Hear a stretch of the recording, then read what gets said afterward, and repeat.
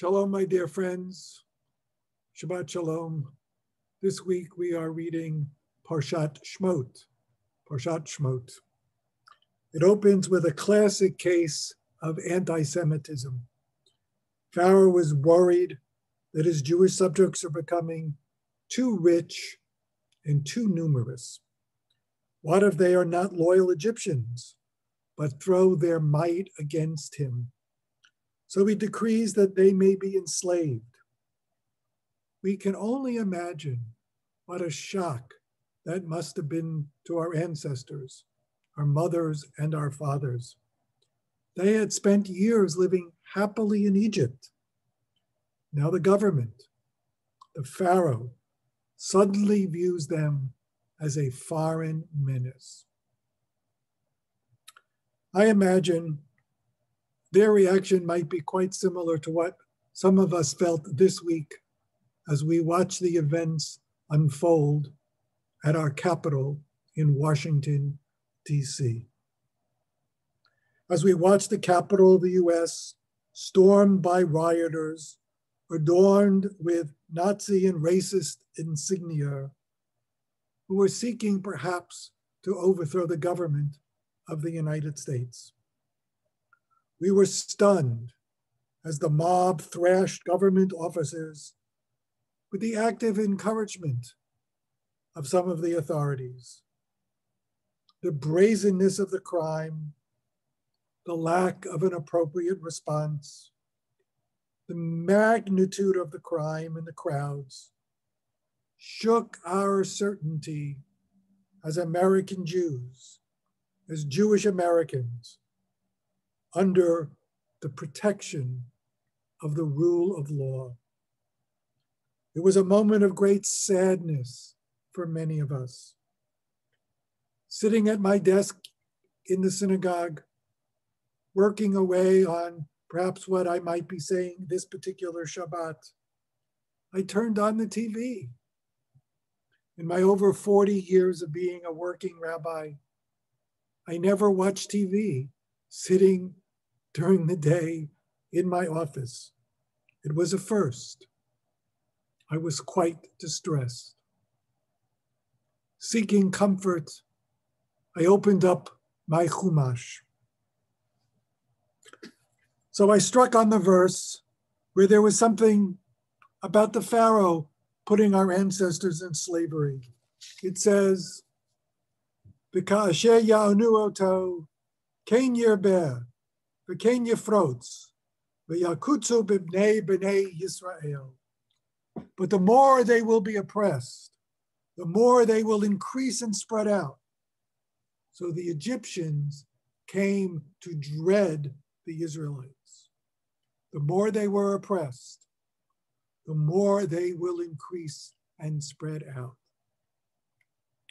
What's interesting about this pasuk is the Torah does not describe actions in the past, but in the future tense.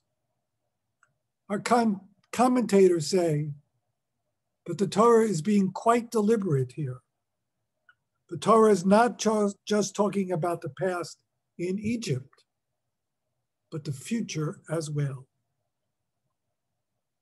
Anti-Semitism will continue in every generation, they were saying. At that moment, as I read the commentary, it brought me back to what I was watching on the TV. It brought me back to the very moment I was in, watching the terrible events at the Capitol building.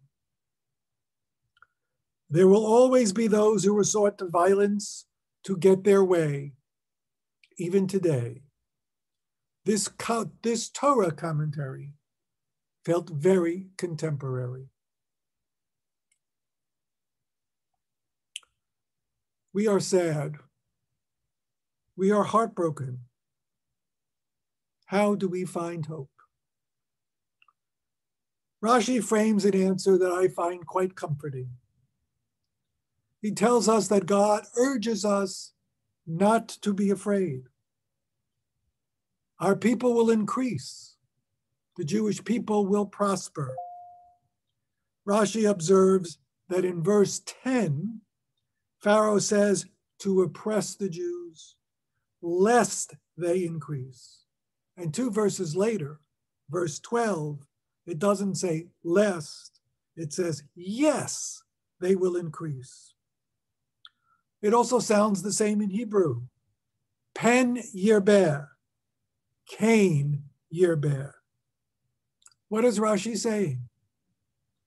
Rashi is saying, despite our oppression, we can say yes to our Judaism, yes to our Jewish community, yes to our Jewish values.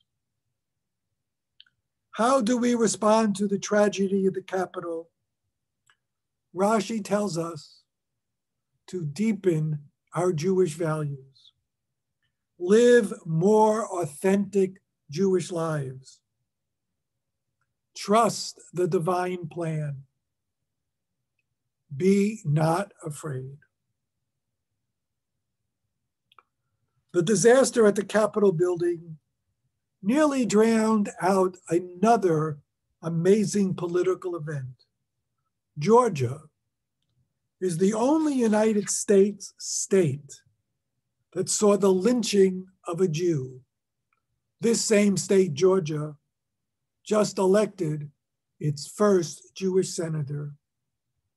Senator-elect John Ossoff is a proud Jew who credits his passion for civil rights to his own strong Jewish values. Pen yirbeh, Cain yirbeh.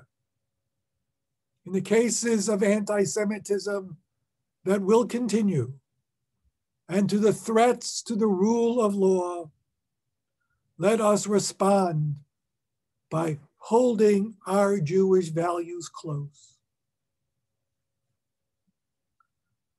Let me end with a prayer from a Reform rabbi currently serving a congregation in Atlanta, Georgia.